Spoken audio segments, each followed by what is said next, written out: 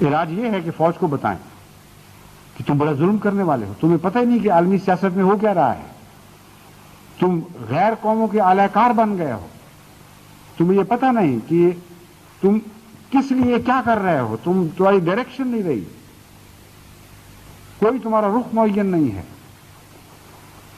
اور آنکھیں بند کر کے ایک بیرونی طاقتوں کے اعلی کار بنتے ہوئے اپنے وطن کے اوپر تم مسلط ہو گئے. شرم نہیں آتی تمہیں؟ کوئی حیا باقی نہیں رہی کہ جس فوج کو غیر قوموں کے تسلط سے بچانے کے لیے قائم کیا گیا تھا، اور ساری قوم اپنا خون پلاتی ہے تمہیں اس وجہ سے کہ تم ہمیں غیروں کے تسلط سے محفوظ رکھو، اس پر تم خود مسلط ہو گئے ہو. فوج کا ضمیر آج بھی زندہ ہے، اس کو جھجوڑیں تو صحیح. فوج کی بھاری اکثریت سمجھے گی اس بات کو، اور بغیر خون خرابے کے، بغیر ان کے خلاف نفرت کی تعلیم دیے، ان کے اندر ایک شعور بیدار ہوگا. یہ اپنے افسروں کو کہیں گے کہ ہم یہ نہیں ہونے دیں گے. ابھی چند دن ہوئے ہم نے آزادی حاصل کی تھی، اور اپنی آزادی کے اوپر ہم خود تبر بن کر بیٹھ جائیں، تبر بن کر پڑیں اور آزادی کو ٹکڑے ٹکڑے کر دیں؟ ہرگز ایسا نہیں ہوگا.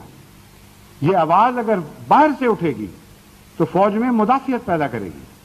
اگر فوج کے اندر سے اٹھنی شروع ہوئی تو یہ آواز فوج کو آزادی کا احساس دلائے گی، اپنی ذمہ داریوں کا احساس دلائے گی. اس نعرے کے خلاف مرافعت اور مدافعت پیدا نہیں ہوگی، بلکہ اس کے حق میں مزید فوجی اور آوازیں بلند کرنا شروع کر دیں گے. یعنی ایک آواز بڑھتے بڑھتے 2، 3، 4 آوازوں میں تبدیل ہوگی.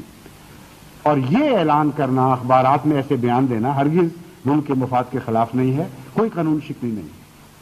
اب کوئی نفرت کی تعلیم نہیں دے رہے، آپ یہ معاملہ کھول کر بیان کر رہے ہیں کہ دیکھو یہ ہو رہا ہے، ایسا نہ کرو، تم کر سکتے ہو، مگر ہم تمہیں تمہاری ضمیر کا واسطہ دیتے ہیں، تمہاری وطن کی محبت کا واسطہ دیتے ہیں، تمہاری ماں اور بہنوں کی عزت کا واسطہ دیتے ہیں، تمہارے بلکتے ہوئے بچوں کا واسطہ دیتے ہیں کہ خدا کے واسطے اپنی ہی قوم کی آزادی کو نہ لوٹو. چھین سکتے ہو، کیوں نہیں چھین سکتے؟ طاقت کی بحث نہیں ہے، مگر اگر چھینو گے تو ہمیشہ کے لیے ملعون بن جاؤ گے، ہمیشہ کے لیے تاریخ میں عبرت کا ایک نشان بن جاؤ گے. میر جعفر کے نام کی طرح تمہارے نام پر لعنتیں ڈالی جائیں گی، تمہارا نام میر صادق کا نام بن کر دوبارہ ابھرے گا. یہ بتاؤ اس قوم کو